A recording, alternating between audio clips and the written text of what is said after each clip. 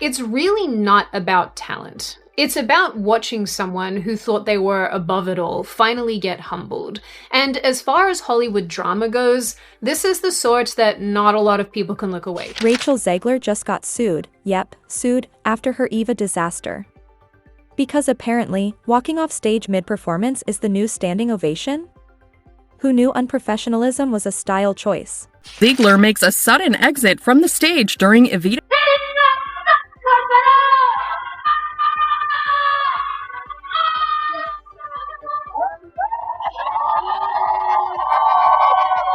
Fans aren't just mad, they want refunds and a public apology. Some don't even know who she is, just that she's the girl who managed to nuke Snow White into oblivion before it even hit theaters. Talk about woke Snow White film, exhaustingly awful, and then say, take that, you haters! But now she is hoping that the luminous Evita can eradicate the debacle that surrounded her recent Snow White in Disney's calamitous woke remake. This is the same Rachel who scored West Side Story at 17, grabbed a Golden Globe, and was dubbed the future of Hollywood. So what did Disney do? Handed her $270 million for Snow White. Like, what could go wrong? Everything. Literally everything. The very first actress in history to become box office poison before she ever came box office. You know what I'm talking about. She became box office poison before the first trailer dropped. That's how bad it got. What was supposed to be a bold feminist reimagining turned into a global PR meltdown. Millions of dislikes, international boycotts, and more backlash than a royal scandal, and the film hadn't even premiered. Rachel was treating the press tour like a therapy session, and Disney? They ghosted their own movie. Became like, I will elbow everyone out of the way to play the part. Even Walt Disney himself came back from the dead. Well, his quote did. Never remake Snow White. That went viral. And if you thought her fairy tale flop was the end of it, think again. Enter the Evita fiasco. We're talking hot pants, balcony chaos, and a full-on meltdown that had London theatergoers watching a train wreck in real time. Witness tells E! News that around 15 minutes into the interval, it was announced that her understudy, Bella Brown, would be stepping in to finish the show. So Rachel gets a second shot, new country, fresh crowd, iconic role. Perfect setup for redemption, right? Not even close. Her Evita debut quickly turned into unintentional comedy. That legendary number, Don't Cry for Me Argentina? She skipped, performing it inside the theater where fans paid premium prices. Instead, she trotted out onto a balcony, glitter and all, and belted it into traffic. Congratulations, you just paid Broadway prices for a sidewalk concert in surround sound featuring car horns and echo. And on her Instagram stories after the show, today really showed just how important swings and covers are within this industry. They are the pillars of a show. A proud day to be at Evita. Rachel is currently scheduled to return for the July 25th evening performance of the show. And no, this wasn't a one-night fluke. Demand collapsed so fast they started giving tickets away for free. £0. Literal nothing. Entire rows empty, but producers were still pretending it was some bold, immersive choice. Please. The only immersion happening was people sinking into secondhand embarrassment. That applause at the end? Not admiration, relief. Customers are waiting to see her on stage, and she took off and headed to a balcony where she could belt out Evita's hit song, Don't Cry for Me Argentina, live. For free. Then came the grand finale. Rachel, center stage, tears streaming, soaking up a standing ovation like it was an Oscar speech. But nobody was buying it. That wasn't vulnerability, it was PR theater. The mascara held, but the illusion didn't. Critics rolled their eyes. The audience checked for exits. The only thing that moved people was the rush to claim their refund. White Latina. I hold a lot of privilege. It falls on my shoulders to open up the doors for the people who, or they're disenfranchised. Now let's rewind to the mess that started it all, Snow White. Disney spent $270 million producing it, plus $140 million on marketing. That's a jaw-dropping $410 million invested in what turned out to be a cinematic sinkhole. Opening weekend? Just $43 million domestic. That's not just a flop, that's a full-scale financial nosedive with a glitter bomb strapped to it. In China, a market that usually prints money for Disney, Snow White pulled in less than $1 million. You heard that right. In the world's second largest box office territory, it made less than what some blockbusters rake in per hour.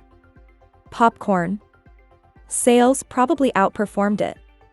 By week 2, ticket sales cratered by 66%.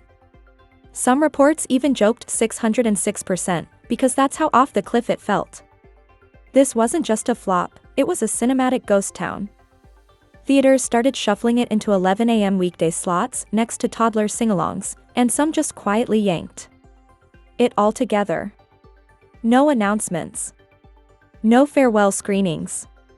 Just vanished.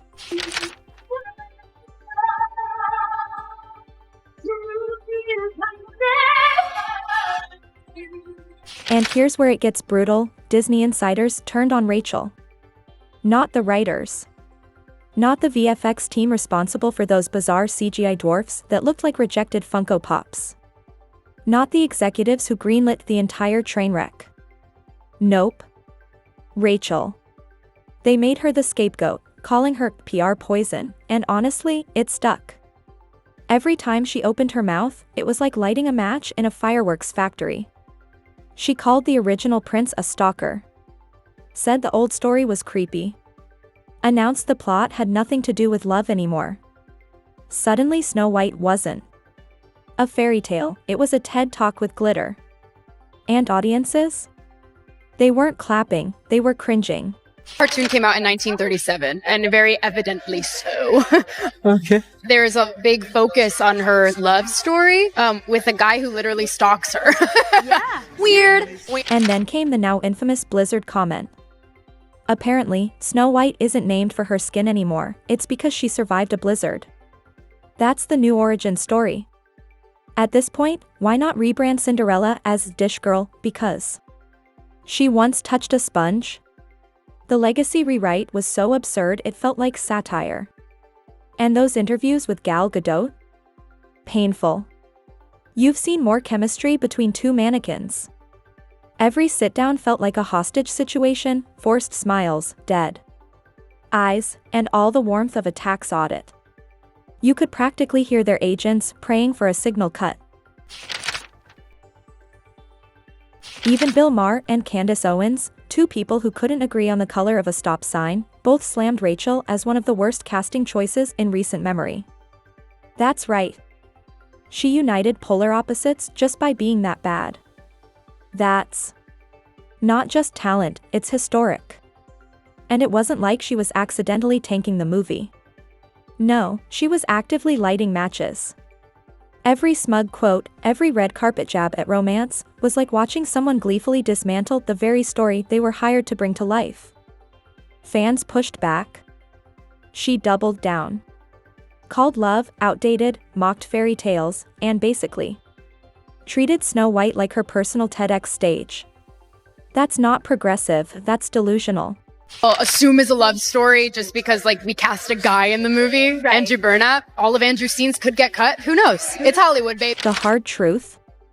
No one wanted this version of Snow White. No one asked for a TikTok revolutionary in a tiara. Audiences wanted enchantment, not condescension. But Rachel? Rachel gave them side eyes, sarcasm, and a 2-hour existential crisis. Wrapped in tulle. She hijacked every press event and turned it into a think piece on systemic oppression. You'd tune in for magic and get a dissertation on gender roles. She didn't play Snow White, she played the cultural critic version. And somehow expected applause. Wholesome family film, and now they've turned it into woke trash. Check this out for Men Wokeness. Disney's Snow White said that harm should befall Trump and his voters. Do not see this film. She wasn't promoting a movie, she was holding a seminar. Every interview was like being cornered at brunch by someone quoting their undergrad thesis. And it didn't stop with dismantling the plot, she went after the fans too. At Disneyland, the holy land of superfans, she casually admitted she has to pretend to like people who ask for photos. Pretend. Like Disney adults and little kids are just background noise to her greatness. You're playing a princess and mocking the Exact people who keep the franchise alive. What's next? Declaring war on puppies. We know that our girl Rachel likes to yap, so if she's going out of her way to basically escape talking to the media about the film that she's starring in, then I think we can reasonably assume that some things are going on behind the scenes. And just when you thought the PR storm had peaked, Rachel tweeted, "Free Palestine, mid-press tour." Look, everyone's allowed political views. But when your co-star is Israeli, and you're promoting a Disney fairy tale aimed at families, maybe, just maybe, don't drop geopolitical bombs on your own red carpet. Basic common sense? Apparently not included in her contract. The fallout was instant. Even her defenders couldn't spin it. The studio panicked. The headlines exploded. And Rachel Zegler? She watched the last thread of her Disney career unravel in real time. Not going to be saved by the prince. She's not going to be saved by the prince, and she's not going to be dreaming about true love. She's dreaming about becoming the leader she knows she can be. And then came the chaos. Gal Gadot was hit with death threats. Rachel Zegler? Disney had to assign her an actual social media chaperone. Yes, a grown adult had to be babysat online. That's how bad it got. But the damage was already done. Hashtags. Like hashtag not my Snow White exploded across platforms. Memes, reaction threads, parody videos, you name it, the internet weaponized it. Rachel wasn't just unpopular, she became the cautionary tale, the viral punching bag, the internet's favorite chew toy for weeks. There are 18 hours in a dress. I deserve to be paid for every hour that it is streamed online. And if she's getting paid by the hour watched, you can understand why she's happy with these. And just when things couldn't get any worse, they did. Enter the dwarf debacle. What should have been a no-brainer casting decision turned into the dwarf disaster. Initially, Disney planned to hire real actors with dwarfism, logical, respectful. But then Peter Dinklage dropped one podcast monologue, calling it regressive, and Disney panicked. They scrapped the entire casting plan in a heartbeat. That's all it took, one celebrity rant, and poof, 7 roles gone.